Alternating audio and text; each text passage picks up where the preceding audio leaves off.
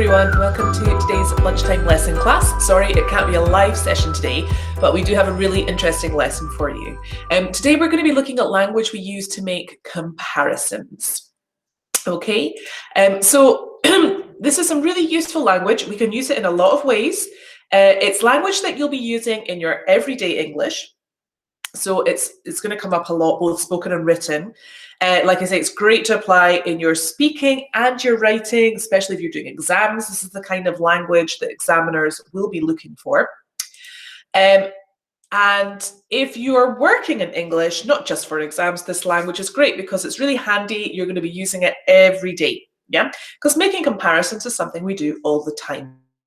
So we're going to look at a selection of linkers we use a lot to make comparisons. We're also going to do another session on this another time, so we'll be doing a few of these with useful language, really looking at the differences in them, breaking it down for you, looking at the register, and lots of examples. And we also have some special practice today, because if, like me, you're a Star Wars fan, you'll know that May the 4th is Star Wars Day because of May the Force be with you, May the 4th be with you. So I've even got some Star Wars exercises for you to try out later on.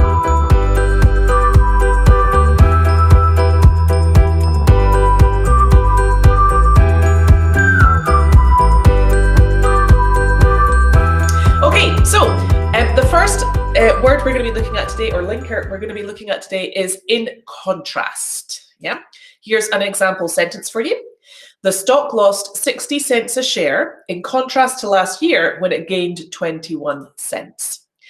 So this word in contrast obviously contrasts information. You'll very often see it with these prepositions: in contrast to or in contrast with. In terms of register, we're using this with a more formal register, and it's a word that you would use more for your written English, or if you were perhaps giving a presentation at work. It's not the kind of thing that I would use really if I was having a conversation with somebody in the pub. Yeah, that's not the kind of language I would use there. Okay, the next word we're talking about today is whereas. Yeah. So for example, the old system was fairly complicated, whereas the new system is really very simple. So whereas has a formal register, and the meaning of whereas is that we use it to say that although something is true of one thing, it's not true of another thing. Yeah, so we're highlighting differences here. Whereas is more commonly used in written rather than spoken English, and it's very often interchangeable with another word. Can you think what word I'm talking about? The word I was talking about was while.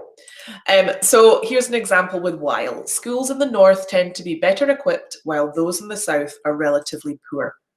So while is a word that can have a lot of different meanings. We'll see it used a lot, especially in relation to time, but we're thinking about contrasts today. So we're going to be talking about when it's used to emphasize the difference between two situations or two activities or so on. So if I show you that sentence we had before, with the example here about schools in the north, I could also use that with whereas, right? I could say schools in the north tend to be better equipped, whereas those in the south are relatively poor.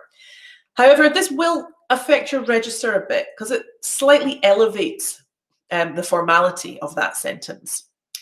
While is also a much higher frequency word used both in spoken and in written English. So I would really recommend using both when you're producing longer chunks of language.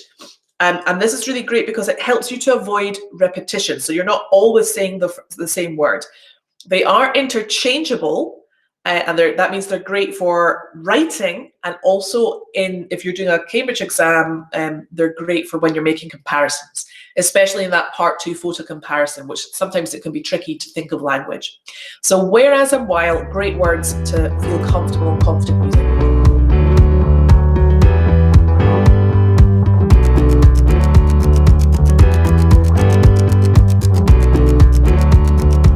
Okay, the next ones we're going to look at are these guys, on the one hand and on the other hand.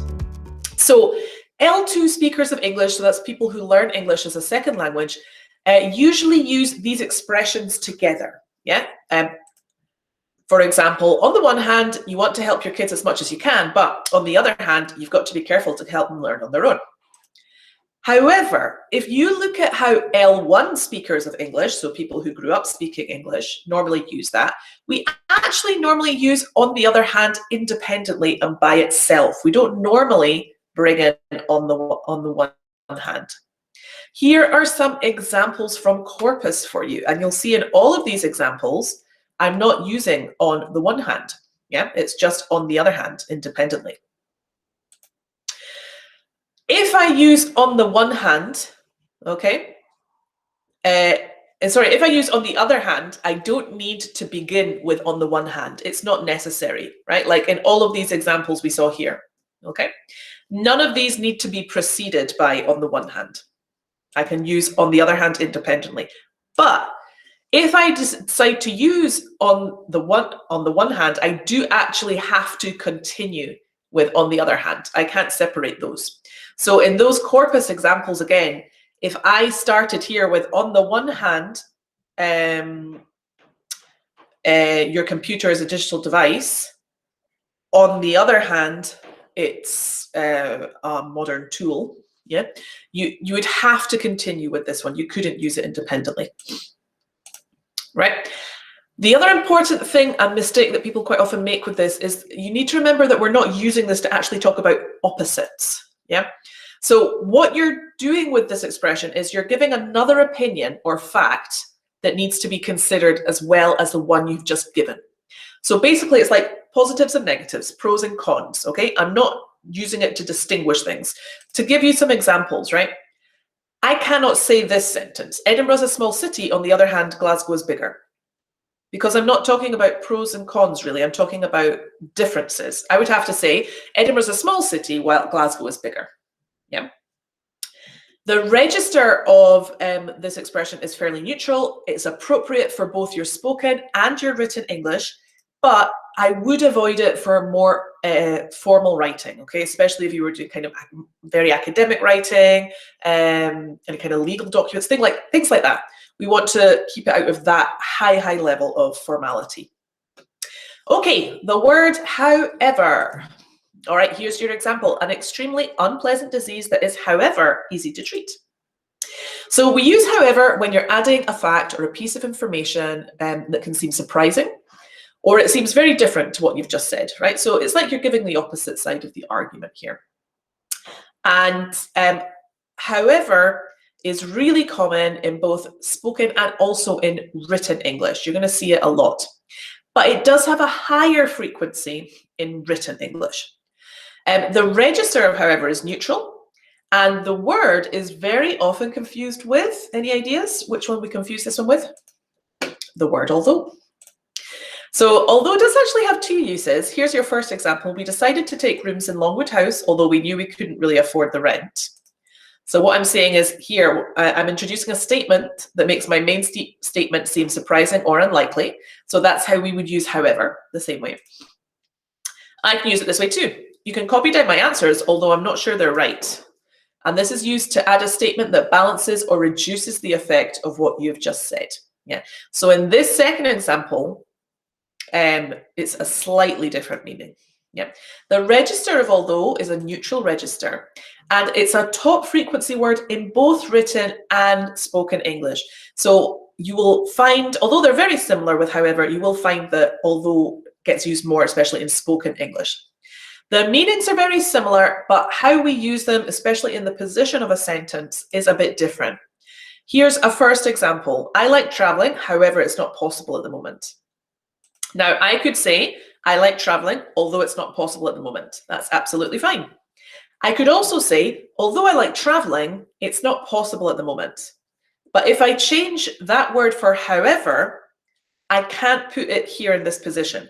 However, I like traveling, it's not possible at the moment. And that's because however will always contrast previous information, while although can actually introduce it. Yeah. So that's the difference here in terms of positioning. I could put however at the start of a sentence, but it has to contrast what is coming before it in the previous sentence.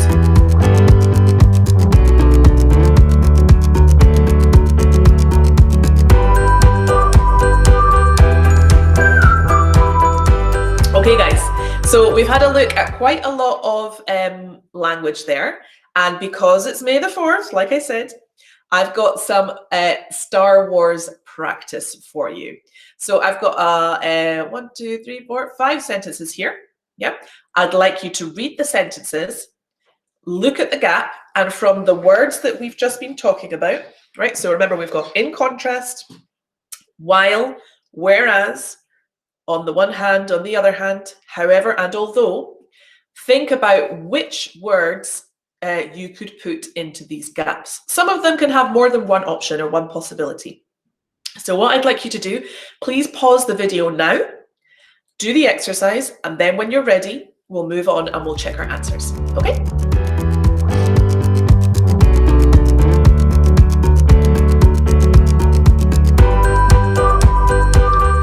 Okay, so let's have a look at the answers and see how you got on. Right, so our first option here, both the prequel and sequels in the Star Wars franchise have received heavy criticism. In contrast, Disney Plus's The Mandalorian is widely agreed to be an excellent addition to the franchise. Our second answer, it's hard to choose my favorite female lead from the Star Wars universe. Princess Leia is of course incredible, but on the other hand, Jyn Erso is such an awesome character. Although many see Lando as a traitor, I think this is unfair, as he had to protect the people of the city he governed. Everyone praises Luke as being this master Jedi. However, while or whereas Leia saw her planet be blown up and was tortured and never said a word, I think she's the true hero. While or whereas some say that no one should have done the sequels and prequels, I think they have added to the Star Wars universe. Yeah. So how did you get on, guys? If you found that tricky, I recommend trying it again, maybe in a couple of days, do the exercise again and see if that time you can improve it. And I have one more task for you to do today, everyone. I've got a little language task. Here are 2 images. This is taken from a first certificate part 2 speaking exercise. And you'll see that we have the question here, what might the people enjoy about being active in these situations? So here's my challenge for you. I would like you to contrast these images. I'd like you to do it both speaking and writing, okay? So you're going to, if you're doing the speaking, try speaking for a minute, recording yourself. If you're writing, try writing maybe for a paragraph, just a paragraph, to compare and contrast these 2 pictures. And while you're doing it, guys, I want you to remember ABC, okay? Always be comparing, yeah? So we have to constantly be comparing while we're doing this. The challenge is to use as many of the words we have looked at today and see if you can apply them correctly, yeah? And that's everything for today, guys. So please leave me a comment if you've got any questions, if there is anything that wasn't there, I would love to help you out or get back to you with any doubts that you may have. And of course, watch the video again, try the exercises again if you found all of this a bit challenging. And in upcoming weeks, we will be doing some more of these little videos about what language we can use for making comparisons. Okay, have a fantastic May the 4th. I hope you enjoy watching whichever Star Wars related topic you decide to watch today. And I will see you guys next week. Bye.